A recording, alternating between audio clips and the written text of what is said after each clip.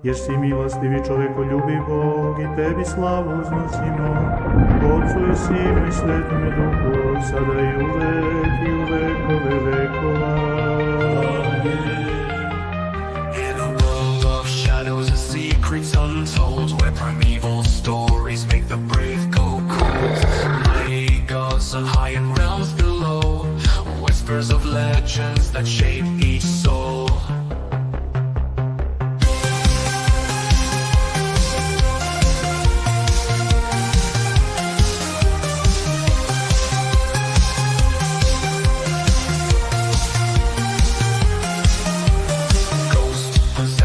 And nightmarish dreams, cryptids lurking, nothing's as it seems, giants walking, angels and demons fight, only truth can bring the light. Through the echoes of time the tales unfold, mysteries arise as the prophecies are foretold, from valiant knights to buried treasure, this podcast brings nothing but pleasure. Welcome to Mysteries and Majesty. Study with us, don't be a travesty. Theology, mythology, fantasy, and horror. Dungeons and dragons, Skyrim and Mordor.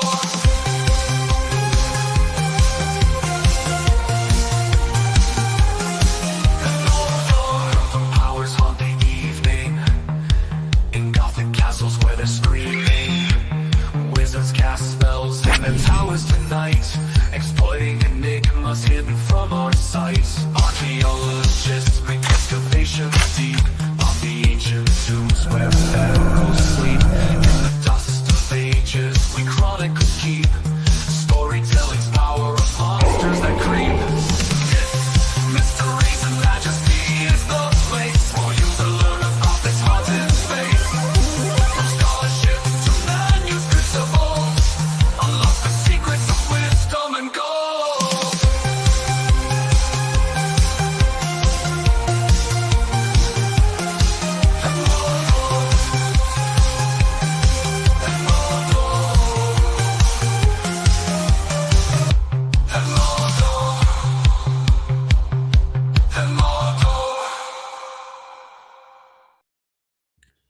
Good morning, everyone, and welcome to the episode 105 Amidst Mysteries and Majesty. Yeah, this is my morning voice. I have never expected in my life to say good morning on the podcast, but because we've been lagging for a few weeks with covering video games and gaming theology, and because this new game, Indiana Jones and the Great Circle, came out recently and everyone loves it, and my good friend and podcast colleague, Carey, loves everything when it comes to Indiana Jones. I was like, Carey, let's do this morning covering of the gaming theology.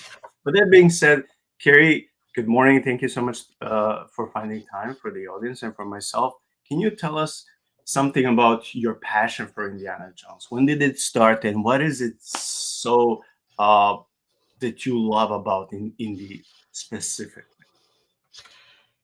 I don't know. So I've wondered this a lot in my life, whether or not I actually went to see one of the earlier Indiana Jones in the theaters. I don't know. I might have. I feel like I probably did, even though my family wasn't into going into movies very often.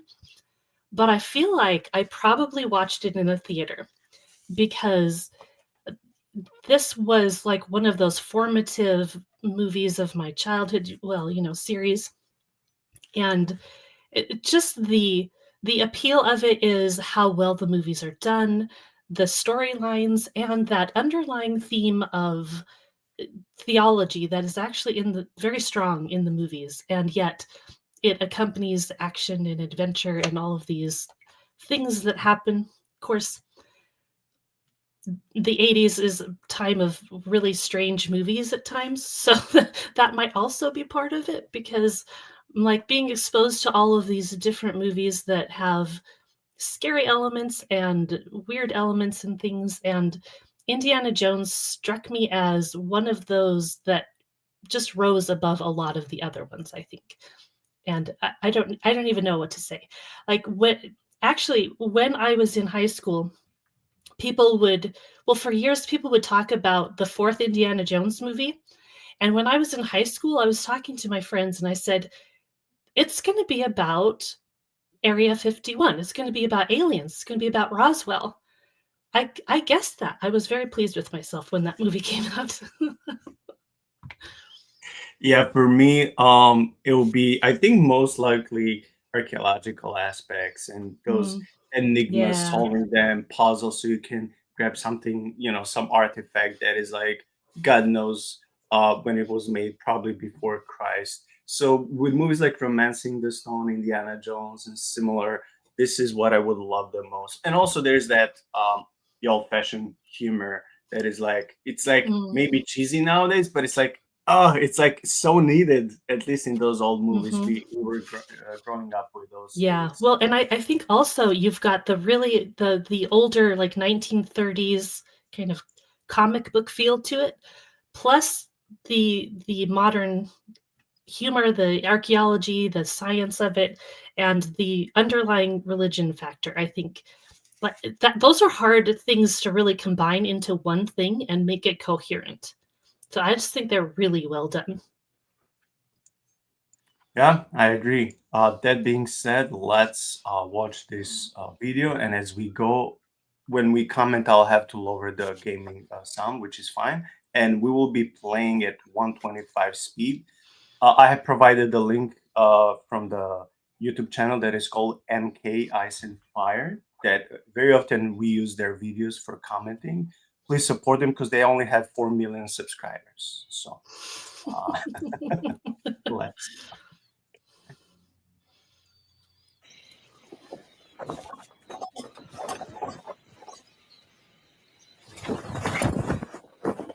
We are walking the path of death. What of the curse? Superstitions, amigo. Tranquilo.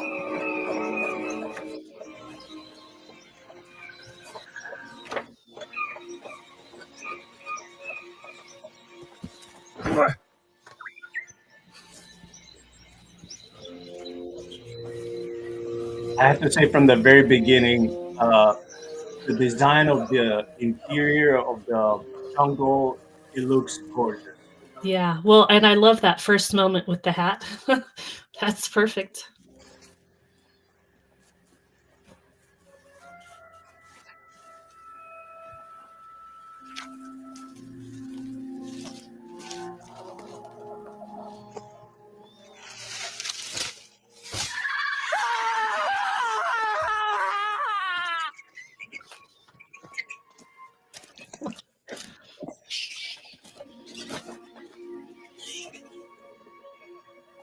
And that's the same guy from the first indie, right? On the Right. left. Yeah, from the first scene of the first indie. Lobitos don't like intruder. And I like how they have that original accent. Yeah.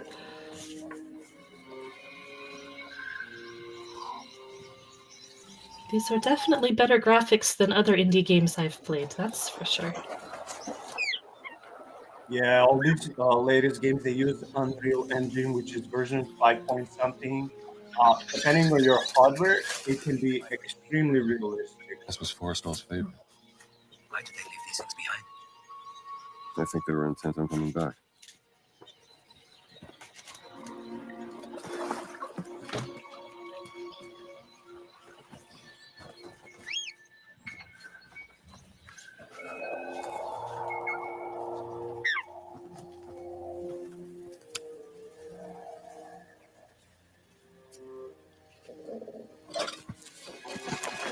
It's very immersive, like with the cutscenes. Poison is still fresh. Yeah, honestly, it makes me want to get the game. So that does not happen with every new game. I get easily bored of new games, but these games, everyone keeps saying how phenomenal it is. Mm.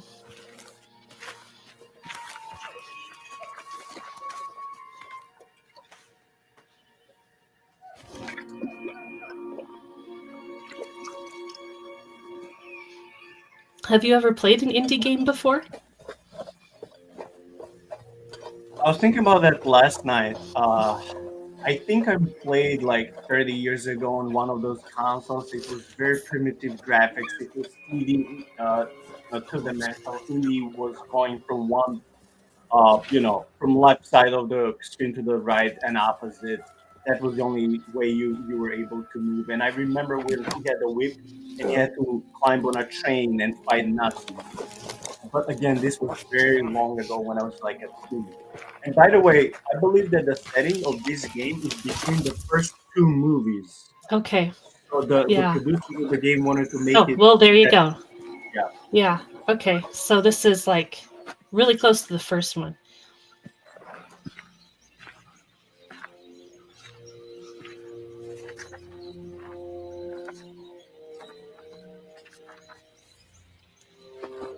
Oh, you can hold that map pretty well. They stole your map, Carey. Oh.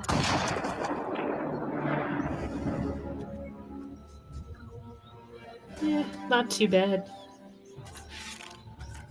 When I saw the last movie, I saw it on a high definition, normal movie theater screen, and I was so disappointed with how game-like the first scenes of the movie were, because it's in the past, so they had to do a lot of This is where CGI Forrest all cashed in. to make Harrison Ford look Competitor. young, He was good. and I was He was so very, very disappointed good. in that. Senor, nobody has come out of there alive. Please.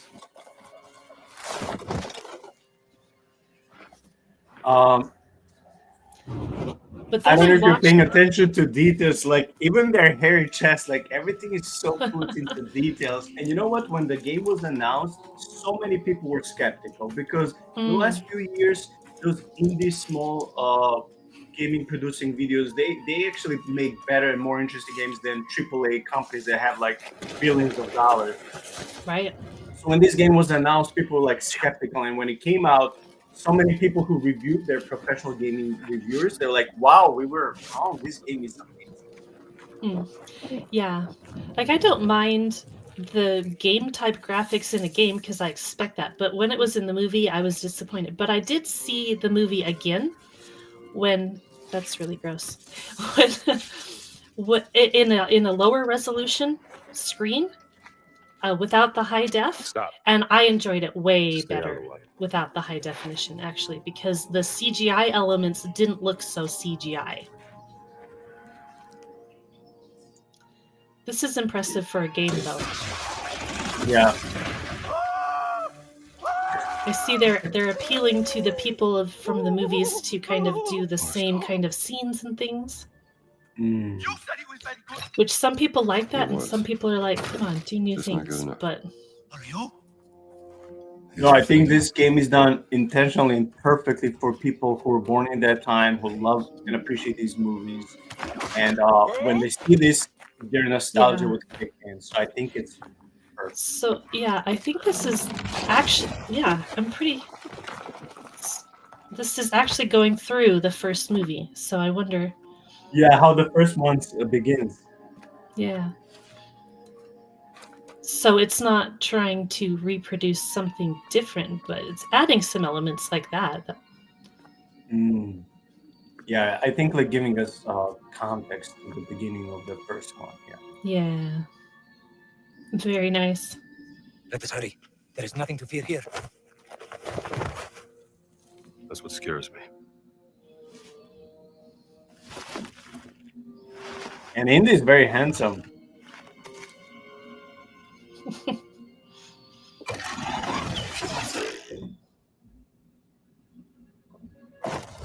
That did it.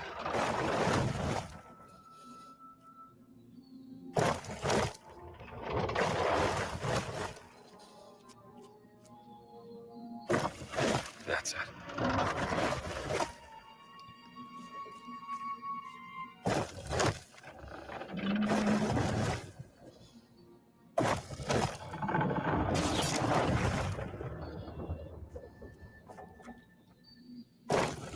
That's how it's done.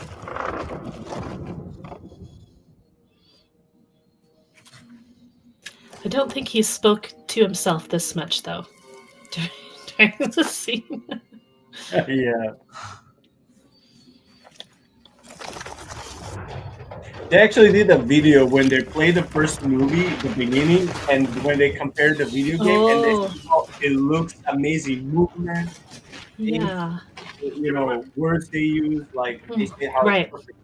So I wonder how they how much of what they did, how they used the movie to make this. I don't know. That's interesting.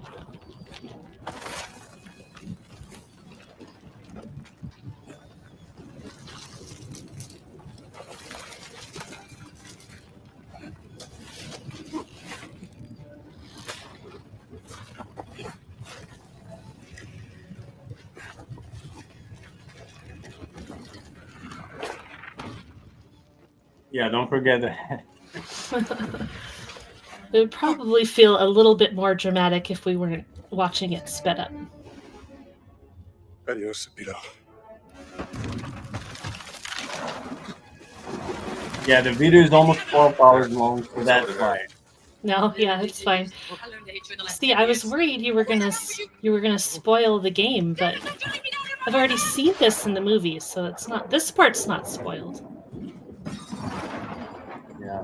Yeah, he's remembering this. Yeah. Oh, very He's nice. a bit older now. Marcus. Oh, I love his lamp. I've always wanted a lamp like that. Oh. It's like in those 1940s black and white movies, right? And like spy movies, missing. Yeah. Yeah. Well, and that's like I said, that's one of the appeal to me of indie, because he crosses time with the feel of it. Wow, look at that floor.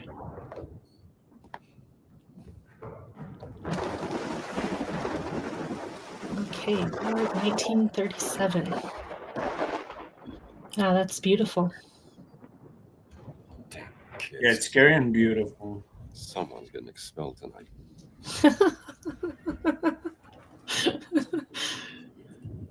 Check out the lighting effects. How they're Yeah. done because the lamp is down. That's pretty neat.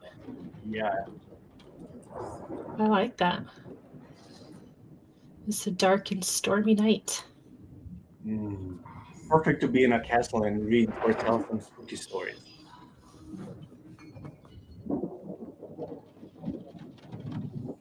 Gotta be some vagrant.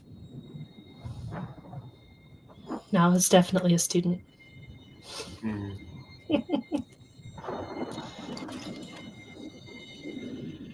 That's weird. Why are you collecting that? Pretty sure you know the campus. Why do you have a map? Well, probably for the sake of the player, right? Well, I mean... Oh no, there's Latin. It doesn't look like a student. No. Or a vagrant. Maybe a vagrant. I don't know. All right, pal. You can't sleep here. Oh. Oh, hey. Yeah. There, see? There you go.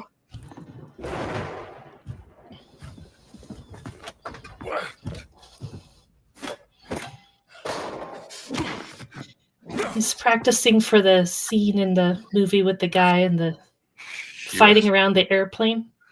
That's why he's so good at there, because he's done this.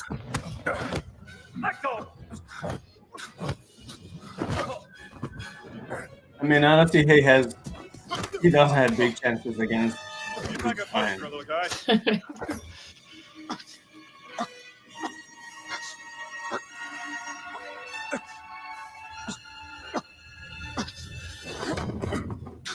Is that the best you got?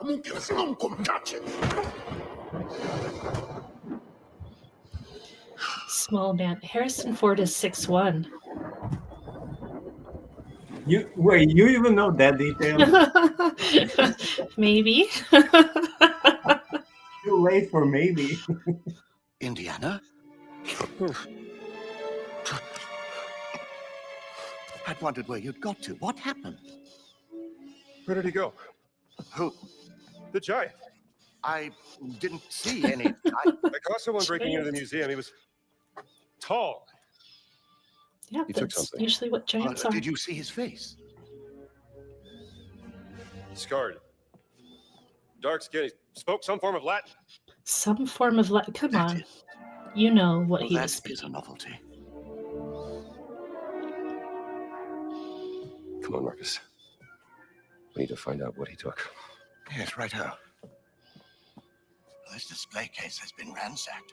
I don't Is there think that anything that missing? giant is have a necessarily malevolent, because he could have ended in this life right We there, should look but around he for the left him exhibits that were alive. in this display. Ancient Egyptian, True. obviously. A depiction of Bastet. Oh, thanks. Bastet's You wouldn't have known. picture goes in the Egyptian section. Looks right, indeed. Funerary mass, Brody. That's solid gold.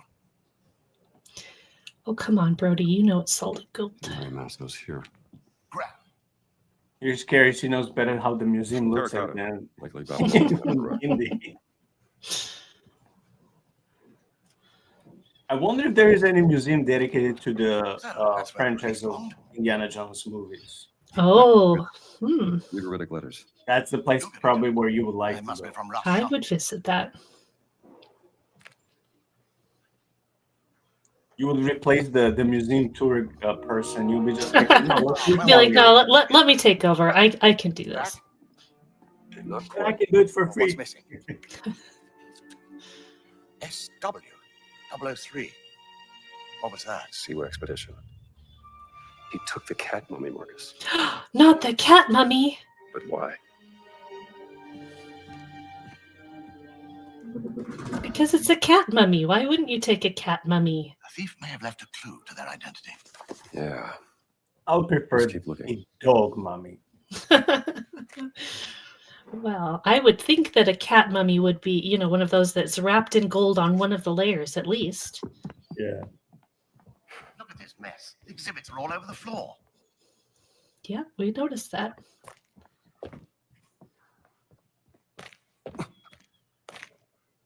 I just keep enjoying all these light effects. How is, down from New York? in the Yeah. morning, how is light coming now in different angles? It The just, light is beautiful in this. oh my God. Yeah, look at those People died for that windows. thing, Marcus.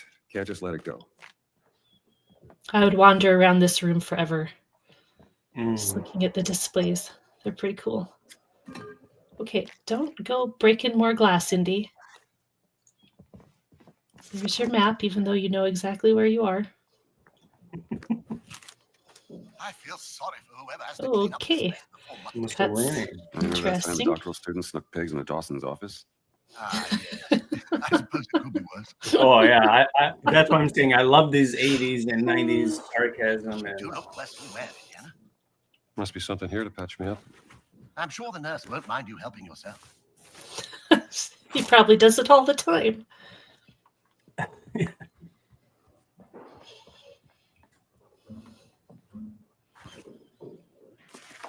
so I'll just let a few more minutes here and then we'll fast forward.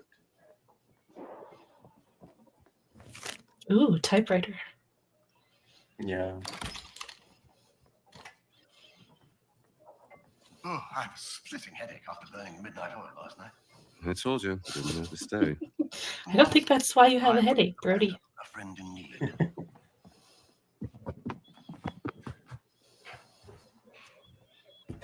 Ooh, is that Og's bed? I don't think he could Come be here. able to lift this by himself. Probably not.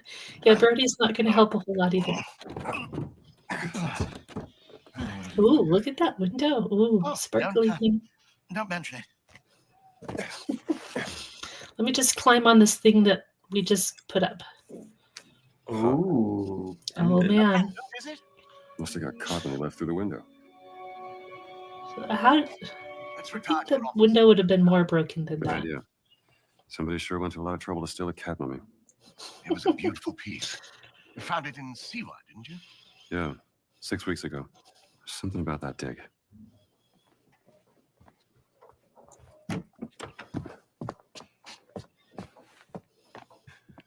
Oh, that's cool.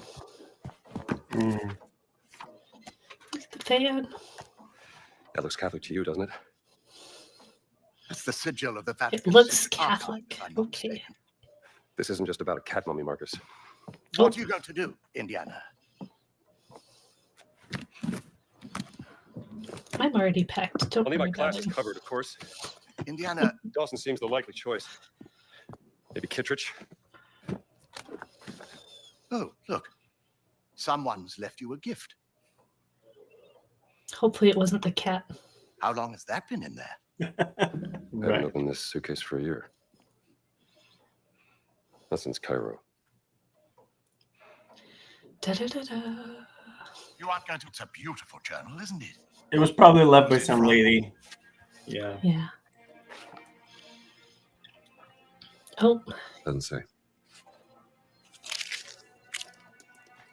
oh, come on, Indy. Oh, what are you packing? And just where are you planning on going? Only the essentials. I see. Obviously, that's an essential. Yeah. You Get know, the typewriter. Get the typewriter. Yeah, carrying with himself in the adventure There's nothing to say, Marcus. in the back. It can serve like as an armor. Right? Yeah. I mean, it could be a pretty good weapon. Those things are heavy.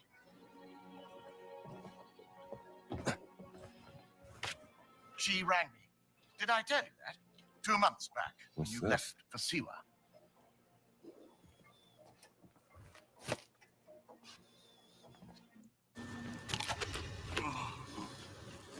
Okay, I just fast forwarded like about an hour ahead. Okay. The excavation is in the apostolic courtyard. Plan to pay this Ooh. Giuseppe a visit. Apostolic, yeah. Hmm.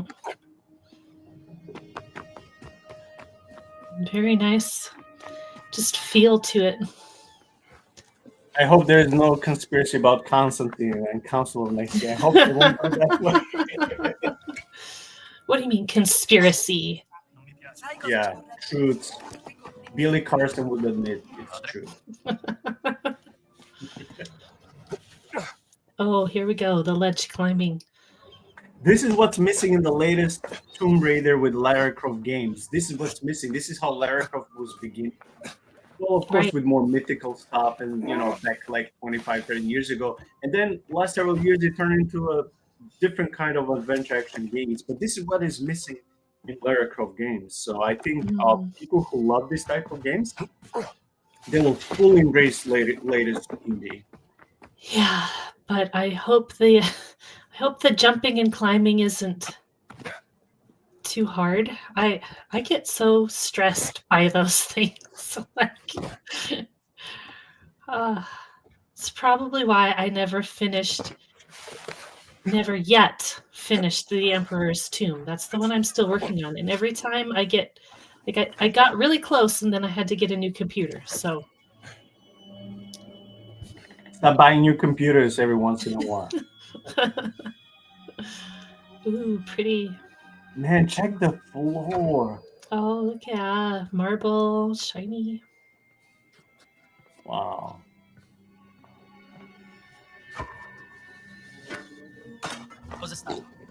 That was bad. Oh, okay. That's a good Pyramid, distraction. there we go. There's the Nazi.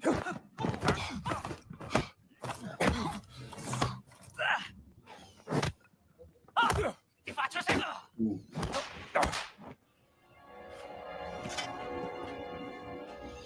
Obviously, he has a wrench in this beautiful place. Yeah. Pipe Makes wrench. Now a You can pipe. choose. Is he doing plumbing in this hallway?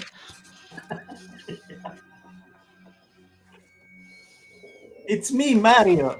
Oh, I see. Yeah. Okay, so yeah. Do you think that this is the actual layout of the Vatican? Who knows? In some games, they try to portray those objects and famous institutions really perfectly. So, yeah, I don't know about the detail, but that would be cool to find out. Mm-hmm. Of course, there's another conspiracy if you're even allowed to go there, and because they're hiding so many stuff, right? Right. Well, this is where they put the giants, right? Obviously. Yeah.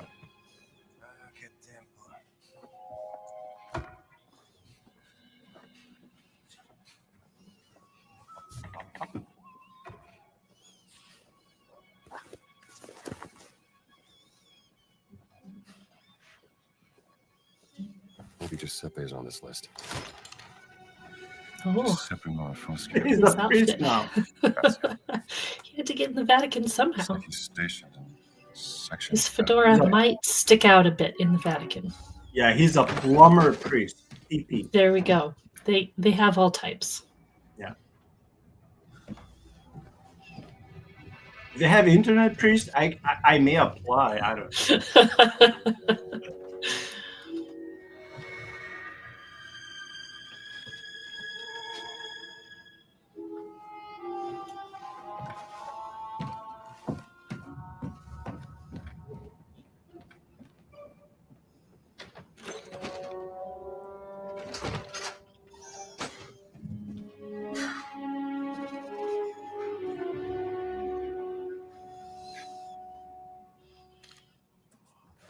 These will go to someone who can use them.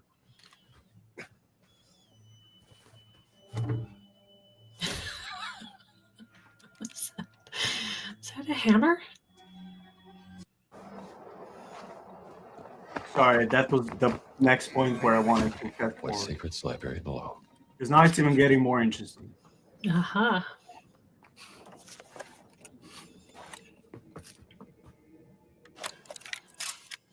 Oh, it's got a camera.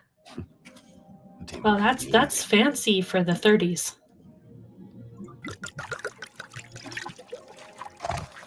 Yeah, I remember when I was a kid and I wanted badly to have telescope and camera. I didn't get telescope, but my parents bought me this Russian camera called Smena.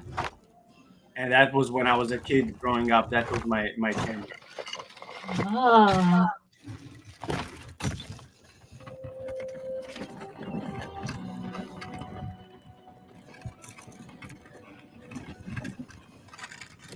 Step into the underworld. See, these things is why I like mysteries and paranormal. Not that because I necessarily want to see something, but because it's like it's connected with archaeology and theology and like myths and all these things. It's like, how can you not desire to be there? Like, yeah, you don't want to be killed, but like something new, in me at least, desires more to be there than to go out. Like, I don't know, like normal people enjoying music and concerts and food. I would rather go there and explore something that is like hidden and forbidden. I don't know. Yeah. I'm weird. Well, just the general feel of this is really appealing. Unfortunately, it's more boring than it shows, you know, like if you were actually doing archaeology and stuff, but I would just hope they don't have too many rats. That's a no-no. Oh. For this is my blood of the covenant. How is this about the to say? remission of sins. Oh. Indy is going religious. There's hope for Indy. Is that Jesus on the cross? 5 sacred wounds. Let's try pulling the levers. Of course. Of course you're going to pull the levers. Let's see what this does.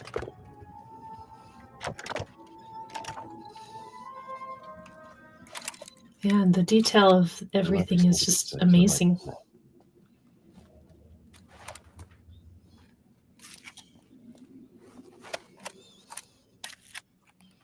I was hoping that something would open when he pulled that lever.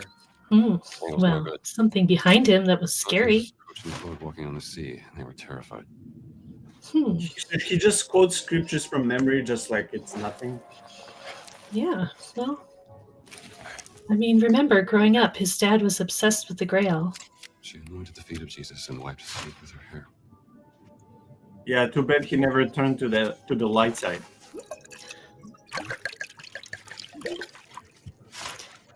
There's a lot of wine down here. I guess that makes sense, but... 4. So oh, it's a puzzle.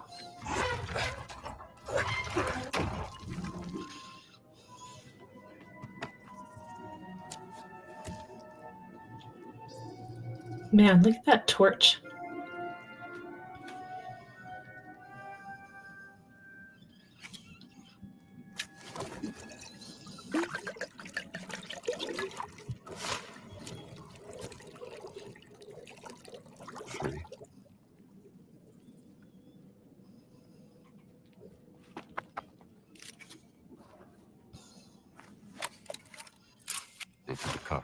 Gave thanks.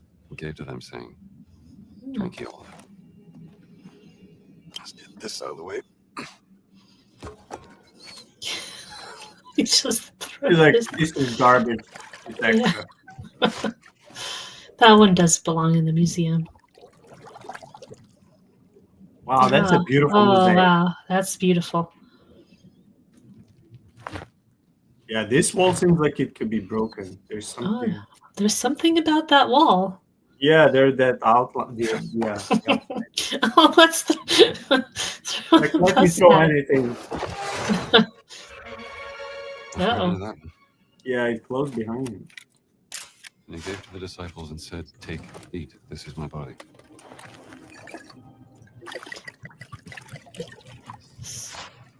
I guess this bottle doesn't run out. like in the Old Testament, wine. when which prophet was it when he came to the widow and the oil never stopped running?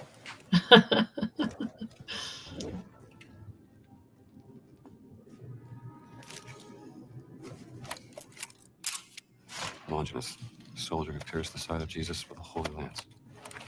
Oh, yeah, he mentions that in the last movie.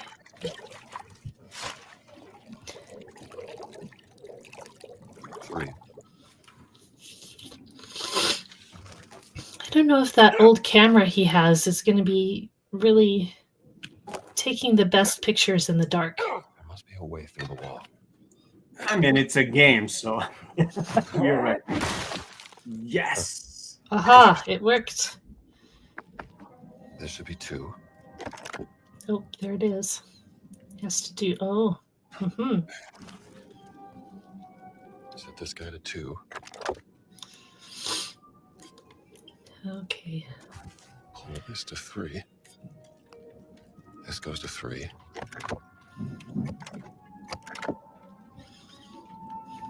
This should be at 4.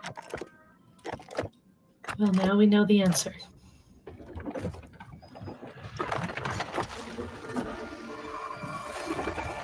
Wow, the ticket wound. Wow. Man, it's so cool. It shows the way. I'm actually very glad they made this game. Yeah, it's pretty neat. It's almost like as good as the movies. Yeah. And so far, I mean, we've skipped, so maybe I'm missing it, but so far there's no crocodiles. That's what I don't want to see. So the Emperor's Tomb, I started playing that on the Xbox, I think. And those crocodiles, man, I'm still traumatized by them.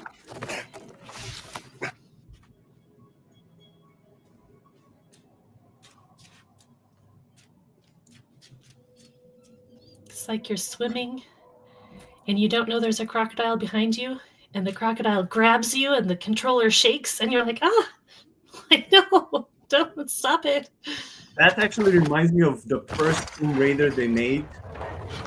They were crocodiles when you had to swim. Yeah. Mm-hmm. Yeah, those were the worst. Medieval. And then you try and jump somewhere and you end up in the water with the crocodiles again. Hopefully an ancient Roman burial ground.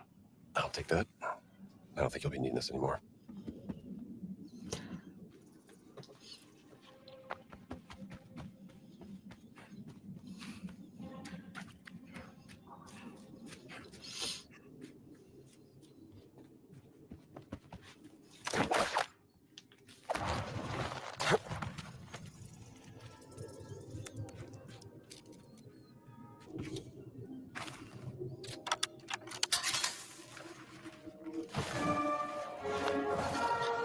Oh, dramatic music. This is... I hope the giant is not here. What is this? Oh, yeah.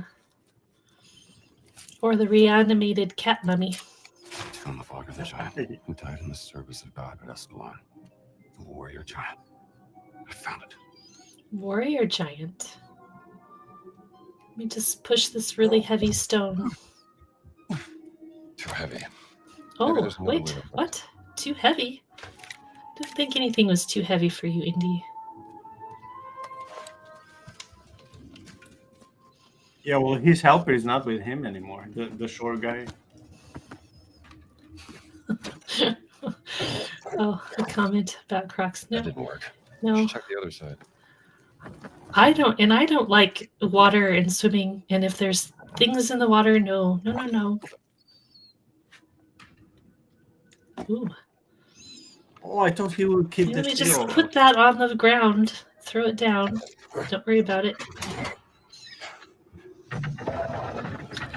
Wow. I'm amazed by the game, honestly. No, it's very nice. Oh, definitely need a mechanism for that. Oh yeah, your hat would protect you against the boulders. Yeah. Oh, well, Indy's hat would. Maybe not your hat. Yeah.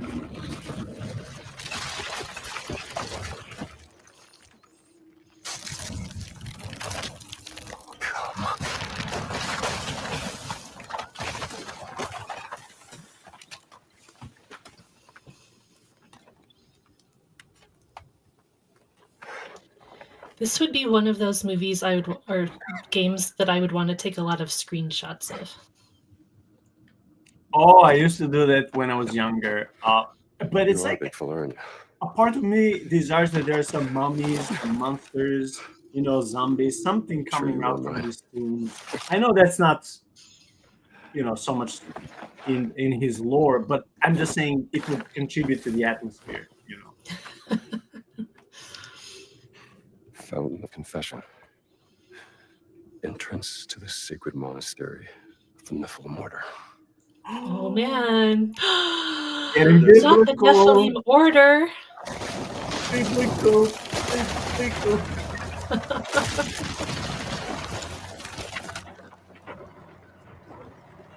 So the dark-skinned guy could be very well from that order, right? Maybe. Oh look, there's a car.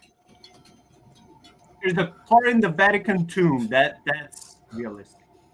Of course. And those headlights are very good headlights. Oh, is that the Wilhelm scream? Yeah, I'm not sure.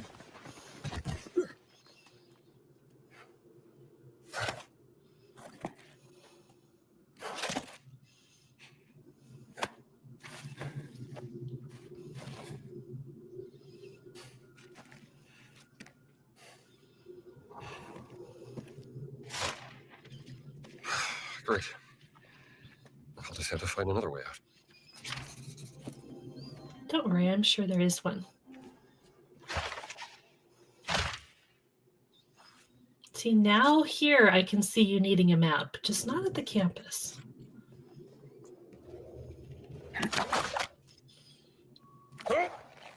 So the storyline is unwrapping and it's become more and more interesting. So as we can tell that the game producers are using the Nephilim stories from the Bible and extra biblical sources. And I think this gives that special spice to the game. And of course, he had to swim because you just mentioned it 5 minutes ago. Carey. See, now there's going to be a crocodile, I'm telling you. No, but if you didn't mention, there would be no problem swimming in the game. Yeah, like the crocodile would go and get me, and it would be like when you're opening a can of refrigerated biscuits and it pops and it shocks you and you go, ah! Every time. Where's the exit?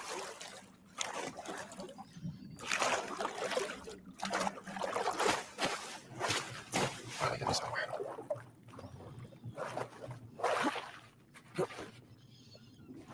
I bet you're disappointed there were no crabs.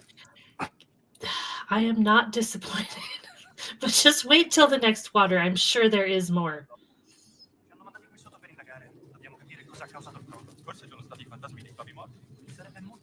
Okay, so I wonder if the giant guy at the beginning was speaking modern Latin or something older.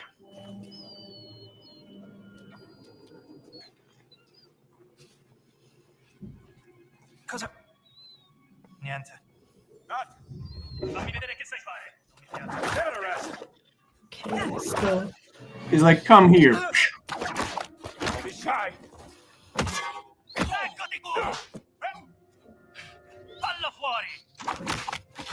So yeah, I have to say, I'm pretty impressed. Like, it's always the Nazis, and now here we're going to go to the Italian side of things. And the Italian. Yeah, so we have Nazis in the film. There must be some occultic side to this. So I'm waiting to see how this will merge together later. Yeah.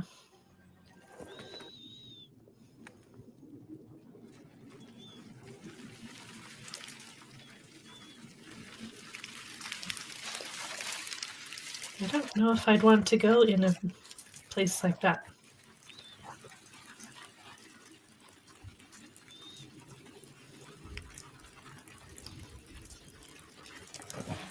All this trouble for a stolen cat mummy. Did you see his task? It said, find the cat mummy. That's it, like, duh. Oh, okay. Oh, it should burn. Let's burn things down here. Great idea. Because there's plenty of oxygen. And, yeah.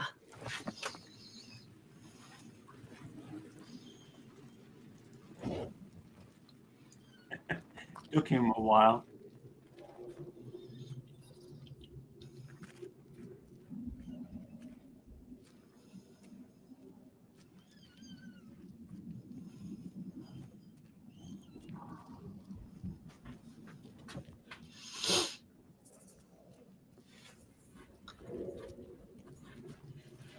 Pay attention to details that people who designed the game, they put like all these mosaics, all those cracks in walls, all those things like levers and stuff like that you have to pull and do, and all this maze of all these beautiful, tunnels.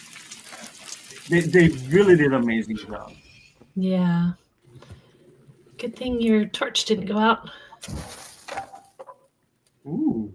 Okay, that was fast. Nice way out. Good thing it was only that little bit of wood there. Nothing else was wood. We'll just add this to the collection. Sure, because you have an infinite satchel. Inventory. Yeah. Probably a lot more you could have collected, though. Looked like I saw it for a half a second. It looked like a small pipe or something, and then I was thinking about calling him Mario the plumber earlier. Oh, okay. Excuse me. That's very polite, thanks.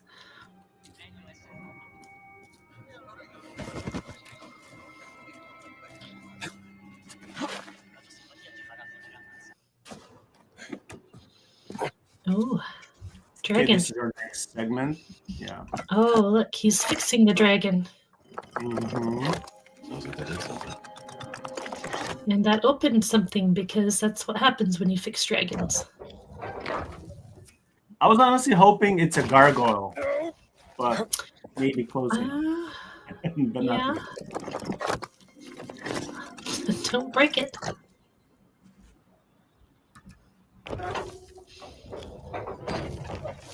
So are we back in the Vatican, or kind of looks like it? Well, I forwarded 1 hour, so I'm not there. Yeah. I would expect the Vatican to have all kinds of crazy contraptions, so. It feels like he's still there. He just managed to come on the surface. It's rotating. Oh, it's crazy. We've never Yeah, seen and it do based on this that girl's before. name, Gianna, I would think she's still in Italy, yeah. Mm-hmm. Ooh, angels with wings. There we go. Take a picture of the bad theology there. I love it. And Billy Carson's, portrait should be behind it when it comes to that theology. I can't wait for the Friday episode. Amber said she'll join us for the first time on the podcast, and Sean, and we'll be just reviewing some of Billy Carson's videos. Yeah. Okay, we have a question. Oh, good question. As a Christian, is it wrong to play this game? Okay, do you want to go first? I mean, I'm probably going to go get it and play it now, even though Nico's ruined it, part of it for me, since we're watching it. But we are fast forwarding, so there's a lot, and I have no idea halfway what's going on. But I don't tend to Sister, you be don't know the half of it. super. I don't know what word to say. Like, I don't really want to use the term legalistic, because I don't think people who will say I'm going to avoid this or that because it's against my conscience, I don't think that's legalism. You know, it's just my conscience isn't pricked by playing mystical things, and I don't know. So I guess a question might be, is it, I don't know what the word is, or rather I have a word in mind, but I can't think of it. Is it sacrilegious that, you know, he was down in the catacombs, he's quoting, you know, the stuff that goes with the Eucharist and all of that? Is that sacrilegious? What do you think, Nico? Well, no, he was using biblical passages to unlock the mystery so he can advance and solve the mystery. I don't think, for me as a gamer, well, I'm a casual gamer.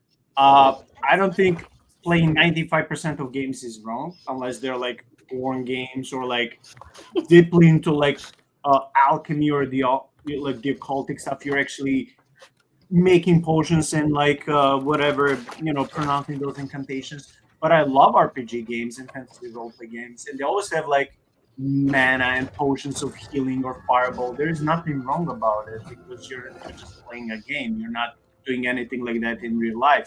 And I would just encourage the guy who has the same name to go from a couple months ago. We covered this episode on D&D. Like, is it sinful to play D&D tabletop games? Even though it's not the same thing, but it's a very similar topic where we go in length like 2 hours and discuss about this with a few different guys. One of them is a Christian tabletop producer. So I cannot tell you what's in your consciousness. I cannot copy my consciousness and my standing before God.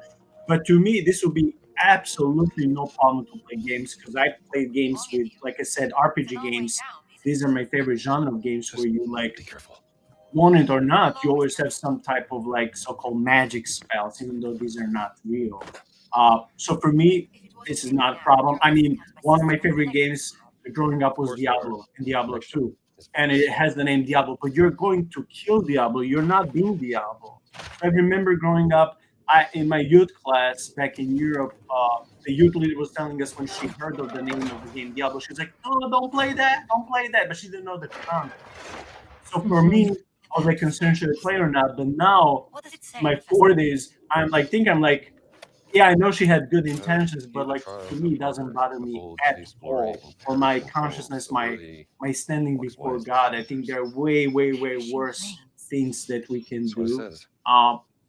But I cannot tell you what is your consciousness before God. Like, I have friends, they want to chill on Saturday. They don't want to eat meat, or they don't want to eat a lot of meat. They don't want to touch alcohol. For them, this is their consciousness. I don't have that biblical or theological persuasion not to touch alcohol, not to touch meat. I have to lay down on Saturday. So while I'm not encouraging anyone to be unholy, I would never do that.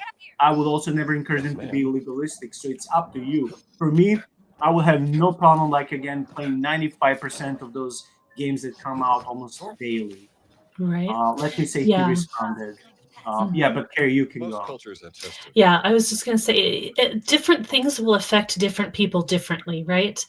Like, most children would not be able to watch the Lord of the Rings movies because there's a lot of scary elements to them.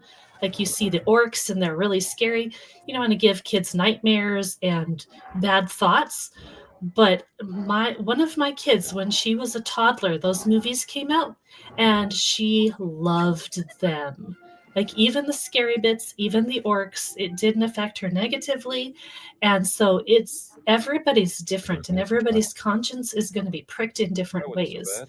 Now, this is an interesting comment. I was told the creative director was a Satanist. I don't know anything about that, and maybe it's something you should look into more. I don't like, some people will just make claims like that because they don't like something, and I don't know, when somebody says they're a Satanist, I mean, maybe, but a lot of times that's a word that's used to just as a slur more than anything.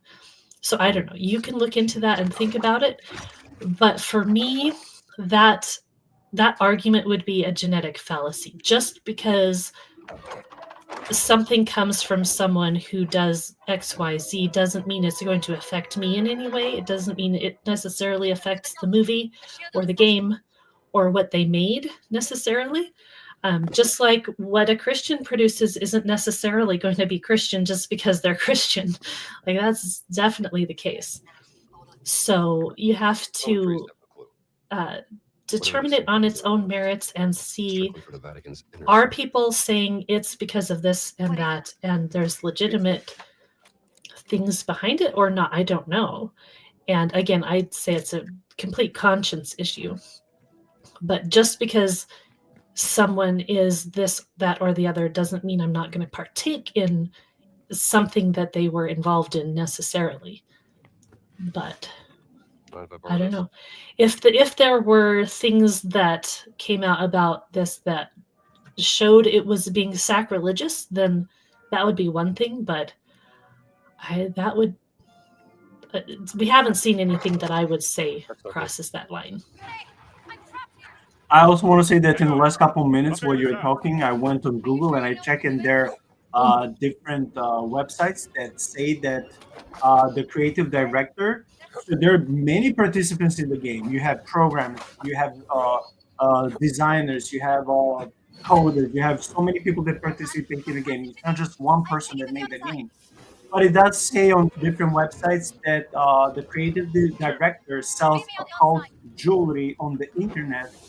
And on another website, it says, I can see his photo, and it says that he sells so-called satanic ritual items through his online web store.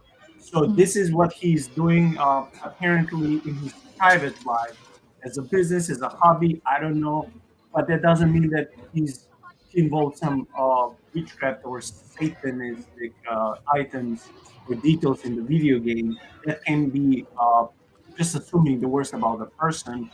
Again, just like as Carey said, we don't see anything wrong so far with the game. So I think it will be basically your consciousness. For me, if this wouldn't be a big deal, but I cannot tell you, oh, listen to me. That's between you and God. Mm-hmm. Right. And, a lot of people do that kind of thing just out of fun, they would say, I guess, more than anything. Like, I know people who know people, so this is a secondhand account, but who were like, yeah, I used to be a Satanist, but I only thought it was a joke.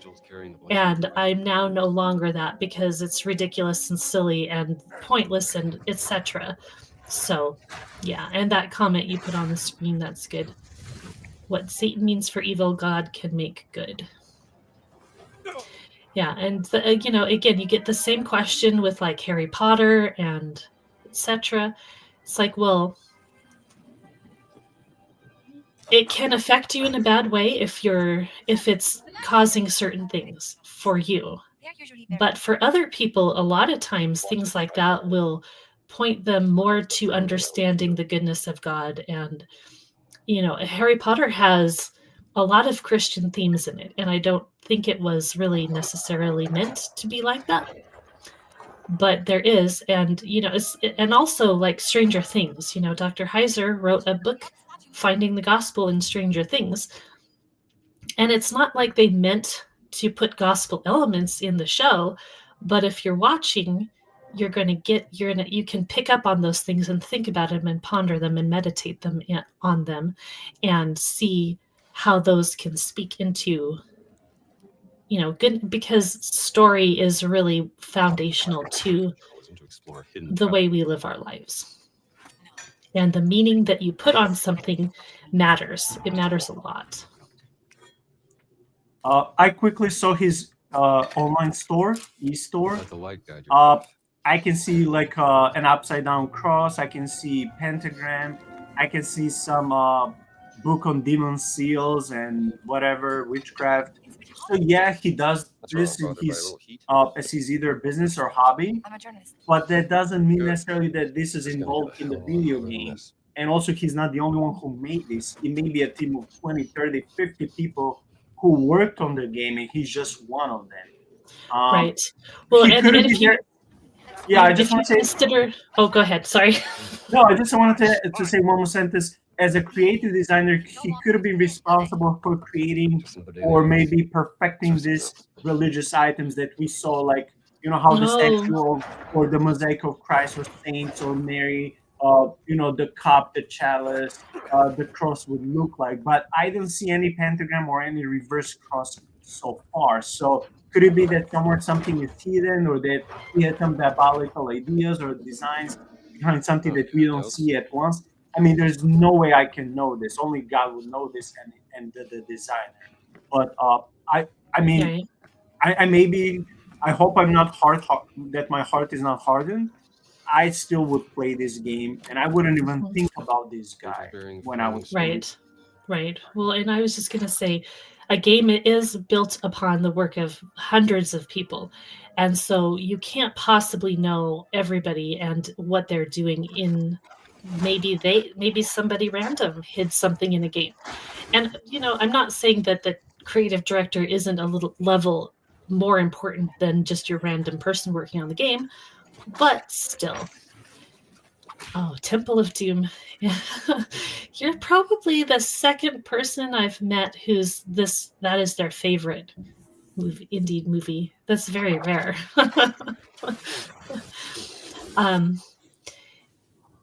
All my fine. Is it okay to love it? I mean, that's Holy See, who traveled halfway around the world, broke into my museum. it's not my favorite, but I'm not going to tell anybody else what their favorite is. There's a lot that I do like about it, and I do think in a way that movie kind of departs from the rest of this franchise in certain ways, but that might be part of the appeal of it, like it stands out. But again, it's like I think that it's highlighting the evil of some things like that rather than highlighting those things as good. So to me, that matters. Like the delivery matters, the meaning behind it matters. If it was like glorifying Hinduism and those kinds of negative things that we see there, that would be one thing. But I think it's showing that these are the bad guys. They are on the level of the Nazis and things like that. So to me, that's the message I took away as a child was, oh, that's creepy and spooky, and I don't like that. And it was part of the storyline. And a good story is going to have good evil. Well, I say good evil, like well-presented evil so that you can see it as evil. And I think that's what happens in the Temple of Doom. Yeah, it's a good point. I mean, I would say to the same guy, Nick. I mean, look, when you're reading the Bible, there are many bad things happening over there, right? You have Right. cult, you have necromancers, you have giants, you have sexual perversions, you have slaughter, you have murders, you have all these things, and they're in the Bible. And I mean, that's not from God, but yet we read them when we read the Bible. So imagine you watch the movie that is not focused on Hinduism, does not promote Hinduism and Hindu gods, does not encourage any believer to go that route, but it's part of the story to show you how certain things can originate from this myth or this religion. So in that context, it's not bad because you're just watching or learning something when it comes to the plot, and the plot has to explain the context, the background of something originating from its source. So, for example, when I started reading the first book from the Dresden Files with the main character Jim Butcher, Jim Butcher is explained as this detective with paranormal abilities. So first, my Christian guard was like, "Oh, maybe I shouldn't be reading this," but I already bought the book. I read half the book. I was like, "Oh, it's getting a little bit darker because he has paranormal abilities. He's making potions. He's like practicing white magic, so-called. and like pentagram, and I was like, oh, I don't want to read more. But then I was learning that pentagram actually had Christian understanding and Christian sources of existence, and then later Satanists used it to be perverted and to be something diabolical. But it wasn't always used this bad. So I'm like, okay, now that I know this, I continued reading the book, and I finished the book. It didn't page me to become a Satanist. I just understood that these are part of a detective being having paranormal abilities, but he's still trying to solve cases to be a good detective. So it may be not for everyone, but I'm just telling you that it's good that your conscience is speaking to you. But once when you have those questions, it's always good to ask, like you're asking us, but also to search and research for yourself. Because when I researched, and then I found this about pentagram a few years ago, that allow me, I felt like, I'm okay to continue reading. And I'm waiting for the sequels to continue reading. I don't have to agree with everything as a Christian, of course I will not. But I just like mysteries, paranormal mysteries. And so for me, playing this game or watching the Temples Doom are not sinful at all. But that's not me encouraging you to go against your conscience. So again, this is between you and God. For me, it's not a problem. Okay, so he was just talking about the Nephilim there. Myth or history? Just different ways of interpreting the past. Ooh. Judeo-Christian myth and Something behind the painting. fallen angels and all that. Yeah, we missed like 15-20 minutes of gaming, but that's okay because we don't really want to ruin the game necessarily. We just are showing the elements. That's what I'm saying. We're here for people, Christians and non-Christians, to come, ask questions, and enjoy with us when it comes to gaming, and understand that there's always story and theology behind every game. Yes, and I think it would take a lot longer of a view to really grasp how this is presenting things. But I think it's Book of Enoch. Ooh. I'd never meet one of those. This is obviously playing on a lot of the modern fixation on the giants and Nephilim. There's a lot of fringe people out there getting much more popular and vocal on podcasts and YouTube about the Nephilim, and they're with us today. And, my podcast does a lot about that kind of a topic. But we're trying to approach it in a biblical way as opposed to a fringy conspiracy way. And not to say that conspiracies don't exist, because they do. And not to say that there aren't elements that you can point to in the world for the Nephilim and things. But I think what we're seeing is patterns and not like angelic DNA that still is in the populace. Because that's not even how DNA works. Like after a few generations, certainly after the length of time we've had, the DNA is so diluted as to not be producing any, like, it's not pure anymore. You can't have, unless they've been locked away in Antarctica or something and they've kept themselves genetically pure, you just don't have you're not going to have somebody genetically pure from the times of the Bible. It's just not how this works.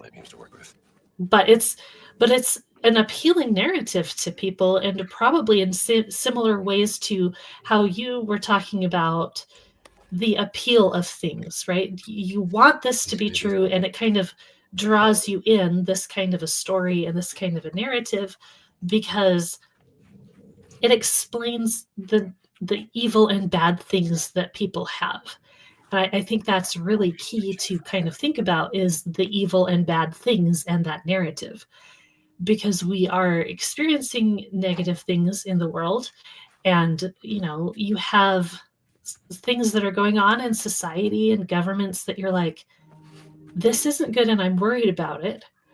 And how can we kind of understand all of that? And so I think these kinds of stories will play into that. And if we're leaving it at the level of story, I actually think it plays well into some sort of idea about Nephilim order, but not in like this direct way that a lot of the conspiracy theorists will talk about. Because, to be honest, I think a lot of conspiracy theories give people too much credit. People aren't quite as smart as they're claiming they are. in my opinion. Yeah, I mean, I already called out Billy Carson a couple of times during the video, but also when it comes to the religious side, to the Christian side, you have people who will take certain bits and pieces of, from the Bible, from history, certain bits of truth, and then they would expand it, like Carey said. Oh, they're nephilim among us nowadays, and they're manipulating DNA, as you would know. Of course, you don't know that, but anyway, and that would be if you go and watch their YouTube videos, they have hundreds of thousands of followers, likes. Yeah. They write all these conspiracy books, and it's like that's the side of Christianity I don't like. Of course, you're perfectly allowed to hypothesis. I can't pronounce the word. Have your own hypothesis. Okay, whatever.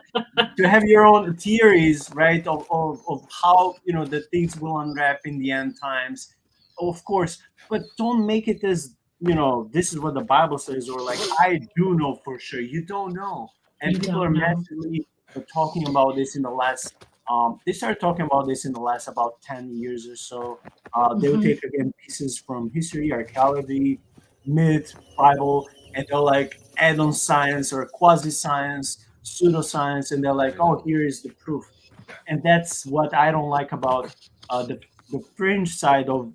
Even though I love fringe stuff, but I don't like when that goes to the extreme where people are twisting things and making this sensationalistic YouTube videos, book titles, so they can sell a lot as if it's true. There is something that is true for sure, but I mean, I don't think that's serious before God and before people. I don't think that's really fair, and that's why I like your stuff. What you're doing, Carey, you love weird stuff like I do, but you will not allow yourself as someone who has masters in biblical studies to go that way, because that will ruin your own I won't say necessarily reputation, but yes, and credibility, because you're responsible before God and people. Let's say this is the book of Genesis, because in your podcast, when you says Genesis, you always quote scholars and you go deep and you explain biblical theology. You give us the ancient context. That's how it's supposed to be. And that's what I love, because give me some meat. You can give me some speculations and wild theories, but let's not make that as yes and amen. We don't know that. Right. And so much of it bugs me when people have to make up a point or really hyper focus on something in order to make their point. Like if you have to do that, then what you're saying is not really the truth. It's like I love the work of Graham Hancock, but he's a crackpot. He makes things up. He uses data like it doesn't matter, just for his purpose. And he admits that he does this, by the way. I've seen articles and interviews where he's like, I know that that's not true, but what matters to me is the story, because he is a journalist and he's not a very honest journalist if that's what he's doing. But then he should switch to be a novel author and not a journalist or a researcher.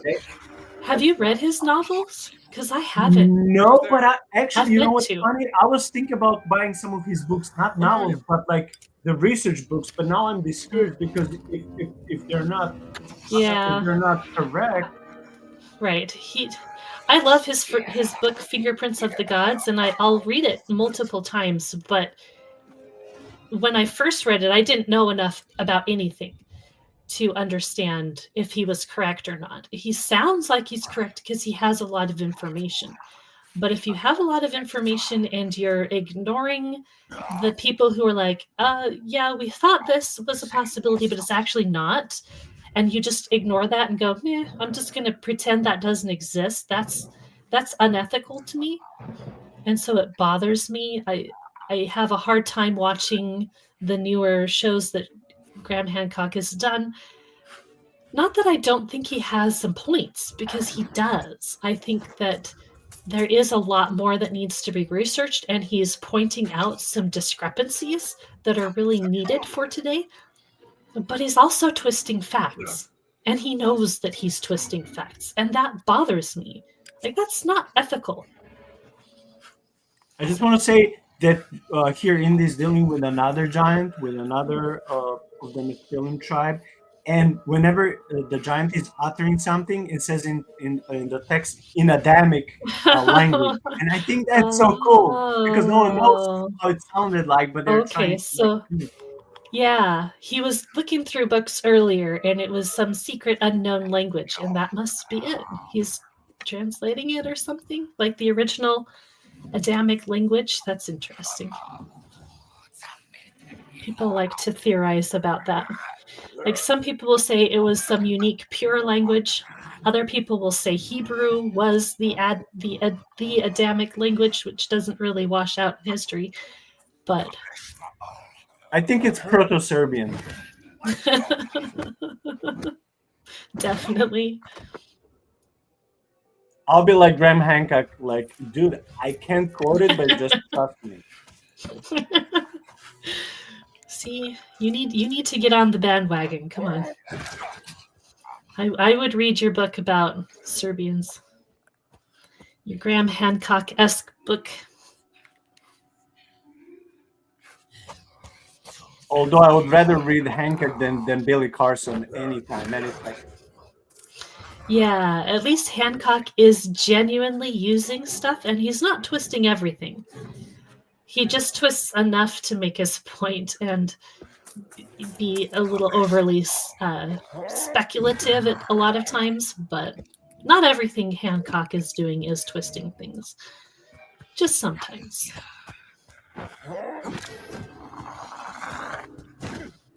And by the way, I just want to tell to people listening, Carey doesn't have anything personal against the gentleman. She's just giving one example. There are more people out there writing There's so many more books about nephilim and having their shows where you can see sometimes even up to 1 million views. There you're getting at the Right. I actually think Graham Hancock is one of the least of the offenders, to be perfectly honest. He's not trying to come at anything with a Christian narrative is one thing. He's just going from a historical narrative, so that's one thing. The people I have real problems with are those who are coming at it from a Christian perspective and who are twisting things to fit their narrative. And I'm like, let's not do that. Let's not make stuff up. Yeah, PJ saying you're 100% correct. I mean, if I would be assuming, Carey, you would probably say that Graham Hancock is a way better and more honest and more correct researcher than Tim Alberino and people of that sort who are like not scholars, just coming up with wild theories. Yeah, well, he admits he's not a scholar and that he's just a journalist, but he'll talk to scholars. And so he will access scholarly information. Sometimes the scholars he talks to are not the best scholars. Or I will say that there's, it's okay for scholars to be speculative themselves and to say, I have this idea. That's kind of part of scholarship, right? You want to come up with interesting ideas and then let other people push back on it and have that peer review. The Hancock will go a little bit too far in saying that there's too much wrong with the peer review process. But he also has a point that sometimes it gets stuck in the mud and it won't look at good ideas.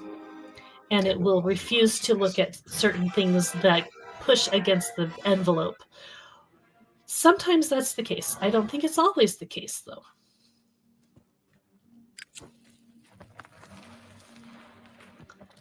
Yeah. Yeah, PJ.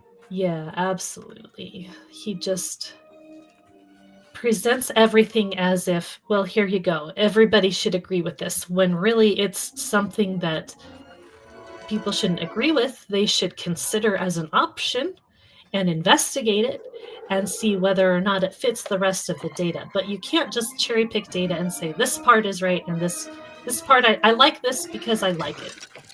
It's not how things work. Oh, you just broke something. He destroyed the log in a museum.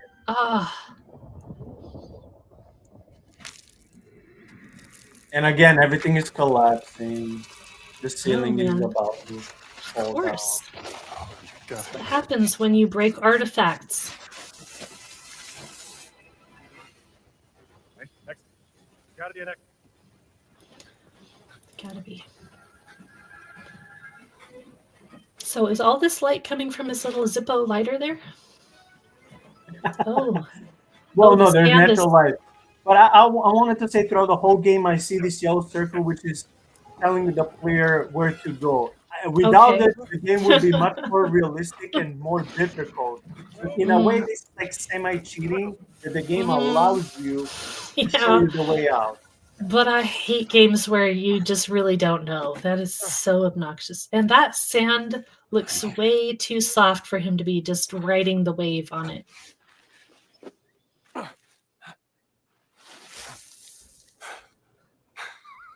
They don't make Zippos like they used to. That's probably true.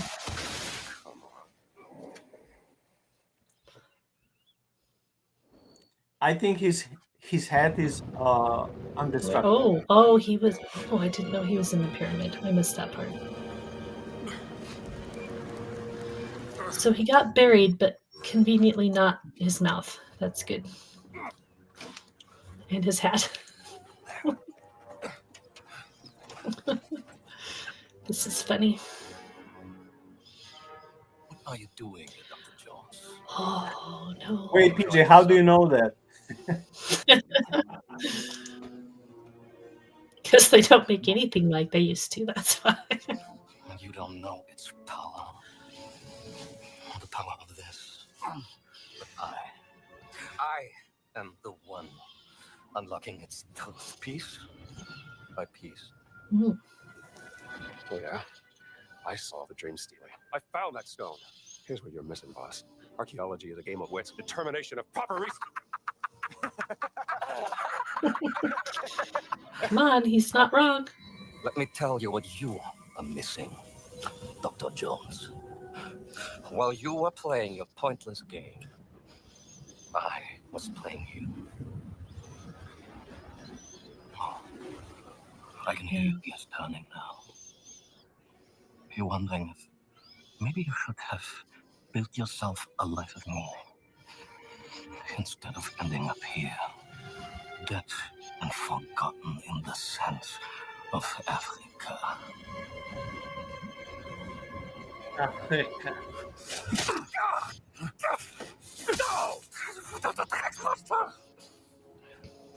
Mm. Dr. Jones, for you, violence is always the answer, yes? Of course. You suggesting it's not? Herr Sturmbannführer, wir haben ein SOS von der verschwundenen Mannschaft erhalten. Mm.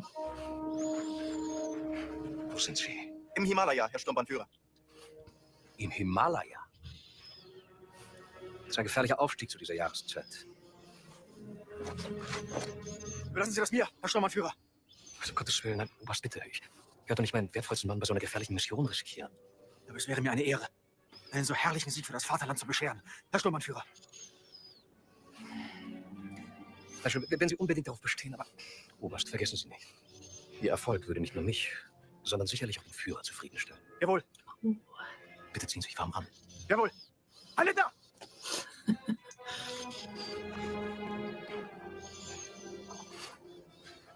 Haben Sie aufgepasst, Bergmann? Erst Gegenwehr, dann etwas Bestätigung. Und der willensschwache Mann spürt seine unsterbliche Treue.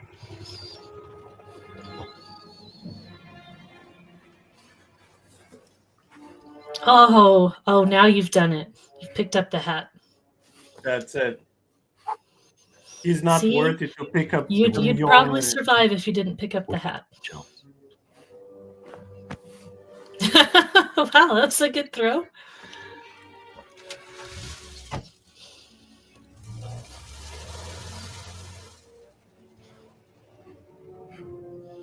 All right, then.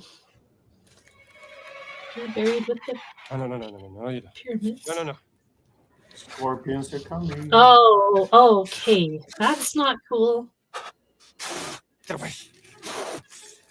Why didn't they attack the Germans? Because everyone is afraid of That's a them. lot of scorpion. Okay. What in the world? I mean, at least they're not crocodiles. Get away from here.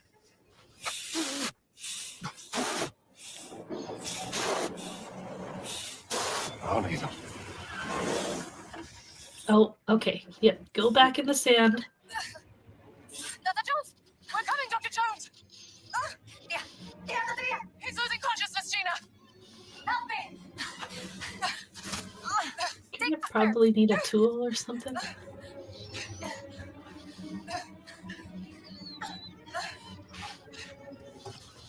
Drink, Dr. Jones. Okay, they got him out. This is why teamwork is good. Yeah, sorry, I had to fast forward. So this is basically the last 20-25 minutes of the game. The last segment, and after this we'll be done.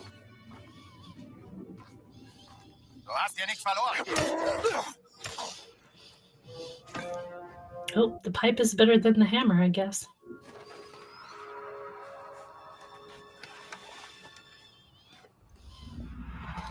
I'm gonna get you out of this, pal. I must admit, Dr. Jones, I was not expecting. Oh, there's broken nose guy again. Yeah, his nose healed in the meantime. Apparently so. Boss tranquilizer did the trick. Probably won't last long. You found the Ark of the Covenant, yes, but I found Noah's Ark. Oh. What makes you think it's the real one? Oh, come on, Indiana. I have a meeting of minds instead. Something more befitting of this glorious historic moment. Like, did anybody's face melt? How are you gonna know it was real? Let's put the guns down. Good point. I'll knock your teeth out. Fair warning. I have mastered the lethal Japanese hand-to-hand combat art of karate. Lethal. Okay. Tell me, Dr. Jones, what do you know about the myth of the Great Flood? Ooh. Which See one? what Indy knows.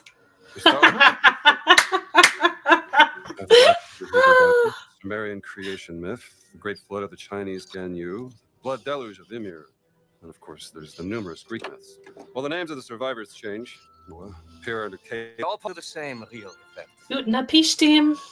I will tell you everything I know. Yeah, I'm disappointed he forgot Napish. Yeah. Floods have happened since the dawn of time. They're just stories.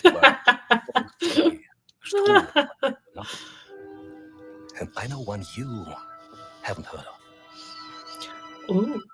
Please come. Come. Don't mind if I do.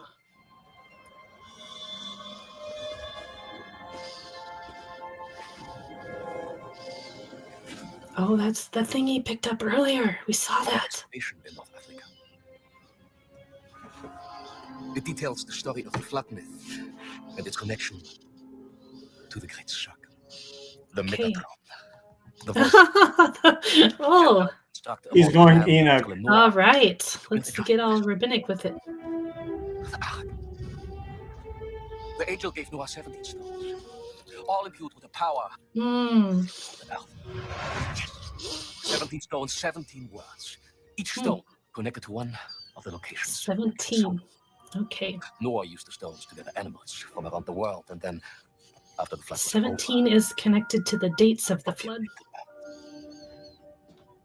And the stones were left hidden at each of the great circle sites under the protection of this ghastly race of giants. By the way, it's interesting how both in movies and novels and real life, everyone who researches myths and religions, and they're on the nut side, they always want to prove and come to certain powers and knowledge and stuff. There's like a lot of crazy people. Oh, yeah, this connection with secret knowledge and things like that. And like this desire for more power, and I don't know, it's very self-centered. Tell me, Dr. Jones. And connected to secret knowledge always. Well, she's gone. Long gone. Oh yeah, Billy Carson plans to unlock the secret knowledge of the Bible in his new Bible study. Yeah. Good thing we've got him around. Your experiment failed. Thank God he's a scholar, so yeah. experiment again to get us back to safety, but I refuse. I'd rather die with the stone than let you have it. I hope you burn it. What a preposterous. Oh, good thing you turned that off. What? You will never understand. Da-da-da-da. Oh, man. Perdonami, Gina. Ti ho mentito. All'inferno! Oh, she can say it in German.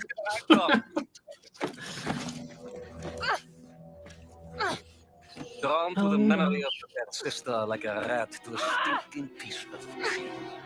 Hat die Steine nicht. Natürlich nicht. Das Mädchen hat sie.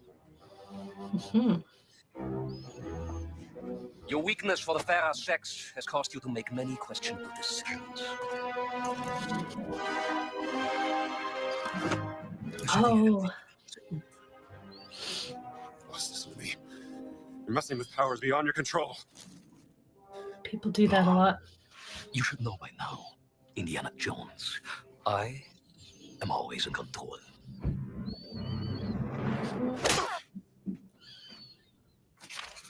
Poor Indy gets punched so often. I think in a way he likes it. Maybe that's it. Yeah. Oh, that's cool.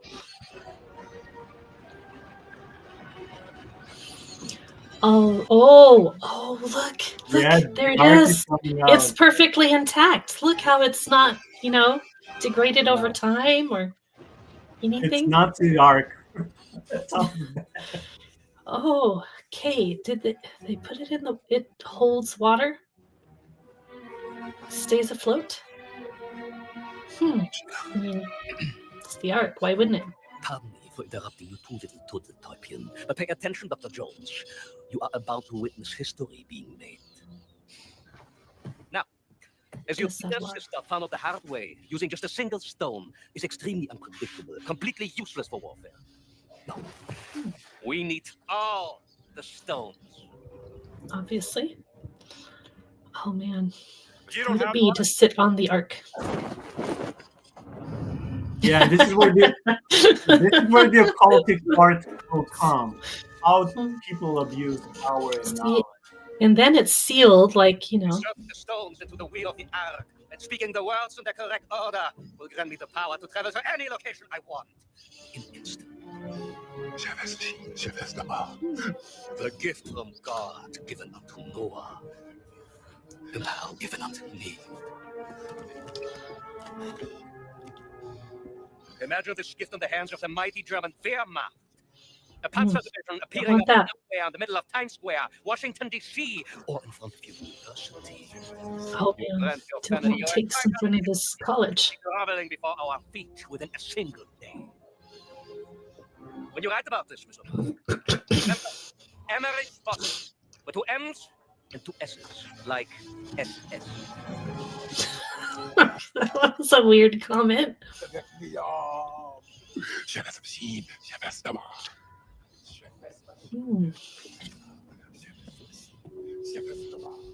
They look very satisfying to pick up and hold, I do have to say. But do you have the pronunciation right? You're not going to pronounce it. You're not going to pronounce it right. Almost guaranteed.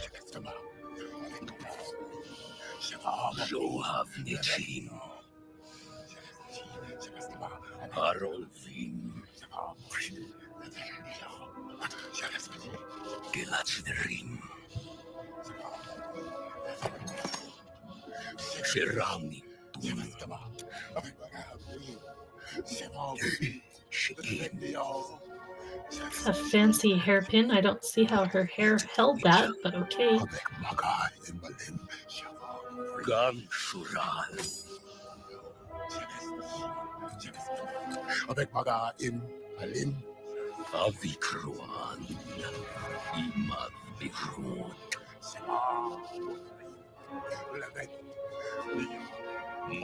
Are you familiar with the number 17 for stones? What's that? You were breaking up. You have to stop. Yeah, are you familiar with the number 17 for stones? For stones? Yeah. Not off the top of my head. when I grew up, the stones mentioned were supposedly the light that was given in the boat. There were glowing stones. That was the story I grew up with. Yeah, I can't associate anything with 17. That's why I'm confused. Where are they getting 17 stones? Well, like I said, 17 is associated with the flood. Well, depending on what, if you think there is a manuscript variant or not. The flood started on the 17th of the month and it ended maybe on the 17th. Oh my gosh, they caused the thunder and the rain. That's oh no, hilarious. they're being judged. Oh, lightning.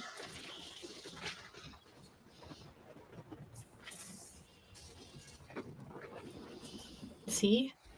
Okay, I spoke too soon about the face melting and the ark. Oh no, no, no. Ah! I guess his hat was saving itself.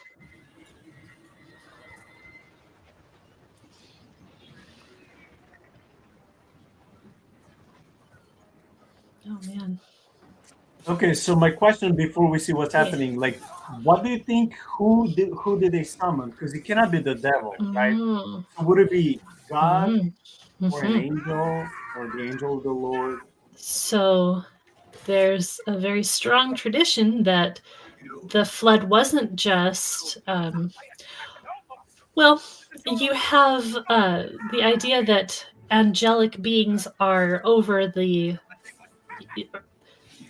God has placed them over elements in creation, right? So it would be a yes, it's God doing it, but also God is using heavenly agents to conduct his wrath. I mean, you see the same kinds of things in the prophets as well. And you see it a lot in Second Temple Judaism and rabbinic literature. And so the flood may not have just been a flood, but may have been the spiritual powers fighting, right? And that makes sense because you have the humans on the earth and the heavens are kind of the realm of the Elohim. And so God would be doing things, but he's using spiritual beings possibly in the form of rain and lightning to enact his judgments. Who is delusional here, huh? You chase me out of the world. You're obsessed. You're a Nazi. Of course I'm gonna stop you. Of course. Duh.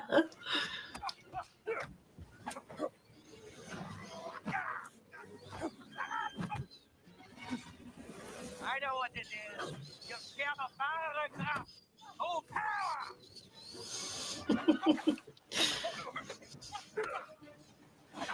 I mean, maybe we should all be scared of true power. Just saying.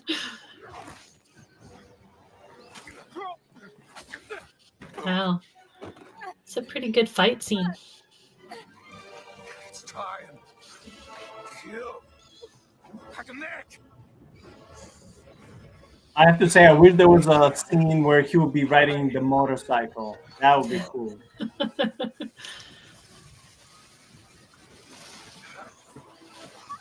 Oh, there's the judgment right there.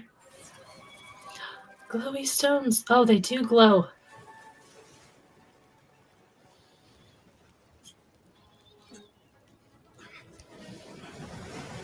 Will he be spared like the righteous Noah?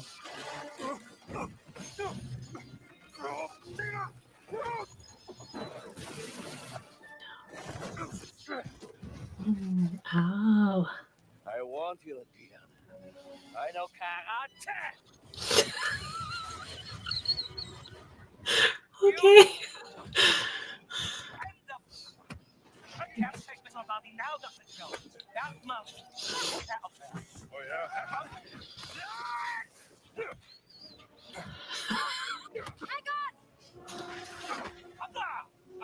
It's like tetherball. Yeah, I wish there's a Leviathan coming and just eating the Nazi guy. Yeah. Chomp. The crocodile, I'm telling you, they're coming. I mean, Kraken would be cool too. Less scary than the crocodile, let's be honest.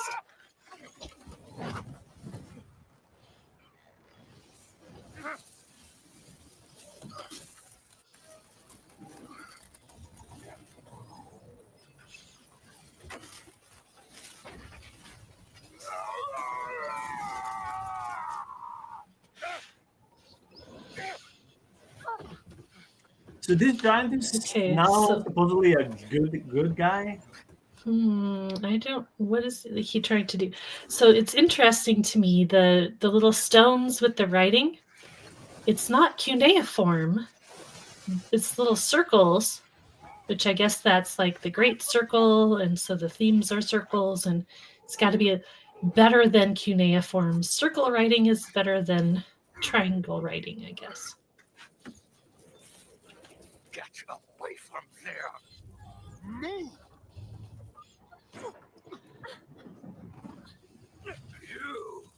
You must have caused this!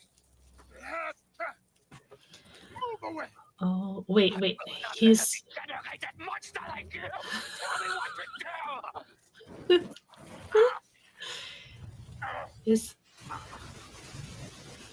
He's still like the bad guy, but he's like, wait, I can't let people do this because I'm supposed to protect these. You were warned! This is fire! Oh. There we go.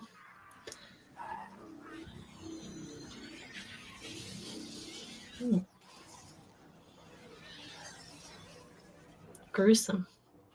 Oh, I thought he would explode.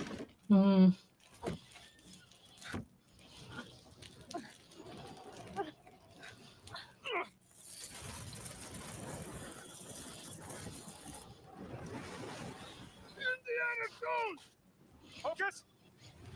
Off boat! Now!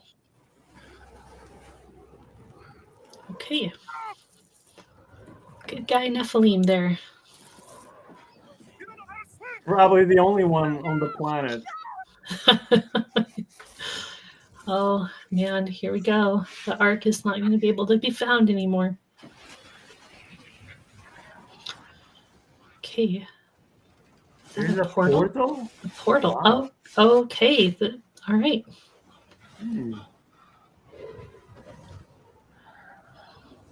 I hope they will explain where the portal is leading.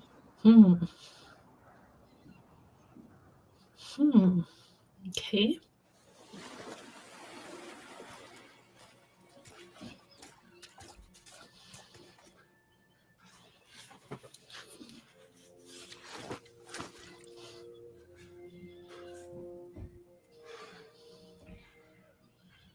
Focus.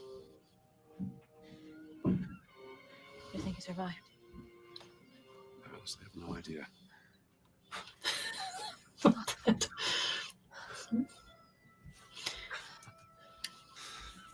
Found the Ark and now it's gone.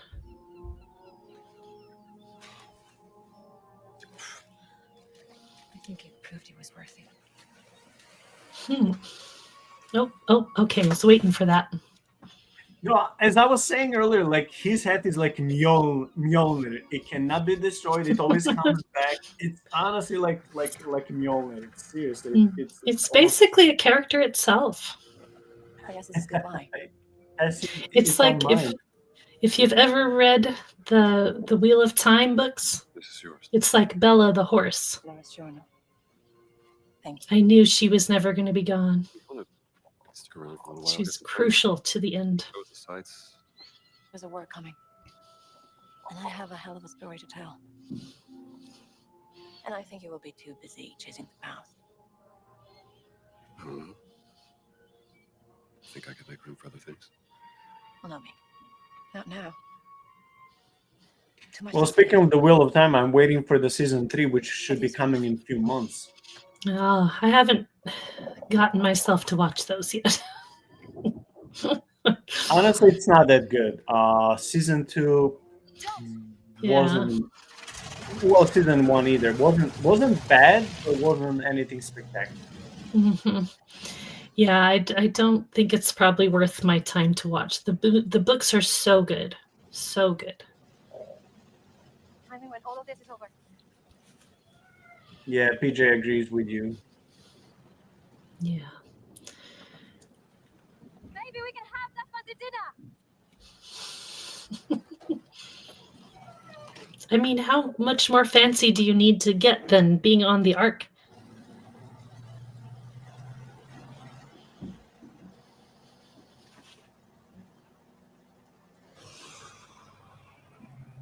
That's pretty. Yeah, I figured that was the case about the books in the series.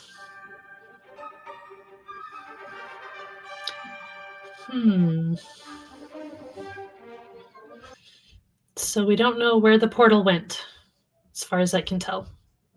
Correct. And I'm thinking, could this be intentionally left, not just for the sake of mystery, but like for the sequel, you know? Maybe. Or maybe there's more explanation in the game that we didn't catch. And it would make a little more sense. But I would think they'd say something about it. Because if in narrative arcs and stories today, storytellers tend to be pretty upfront with people because people are a bit clueless. Like they don't catch subtlety a lot of times, I think. Carey, we managed to make an episode that is shorter than 2 hours. Thank you for your time. I really enjoyed the game, and I really started enjoying more when we started discussing more about the Nephilim and Bible and all those, crazy biblical authors.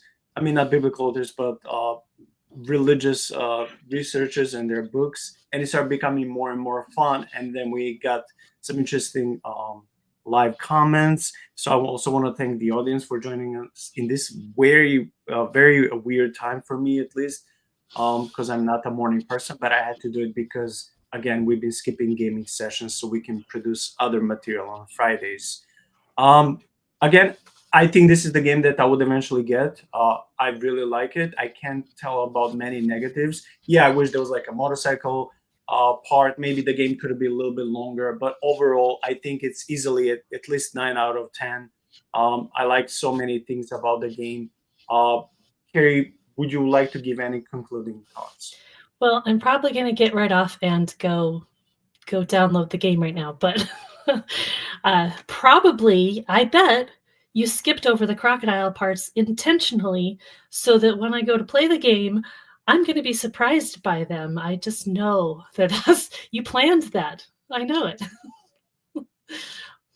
Yes, but it was fun. I had a good time. Thanks everybody for the chats and questions. It was really good for the discussion. It was fun. I will also invite everyone to subscribe to Carey's podcast. Carey, what's your podcast? Genesis Marks the Spot.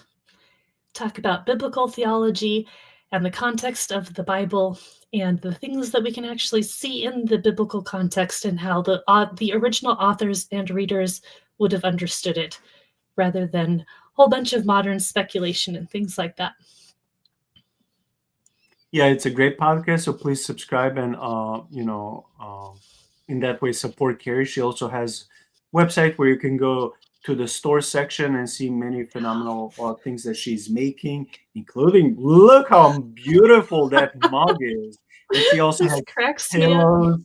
She also has pillows with her with the logo of her podcast. So in that regard, she's way more advanced than me. I'm not selling anything yet, and I don't have my own website. So maybe I can start working on website next year, little by little. Yeah, Carey, thank you so much for this couple of hours. I'm looking forward next month to do that episode on genealogies and trying to refute some of the erroneous biblical teachings we have in churches and online when it comes to trying to discern the age of the earth or necessarily something about eschatology and Jesus' time based on calculating generations of all the peoples mentioned in the Bible. So I'm looking for that, forward to that episode. And in the meantime, and God bless you, your work, your ministry, it's doing great. And I'm hoping in the new year, it will be even more fruitful and even more amazing. Thank you very much. To you as well. Thank you. Appreciate what you do on your channel. Thank you. God bless. Bye-bye. Yep. See you guys.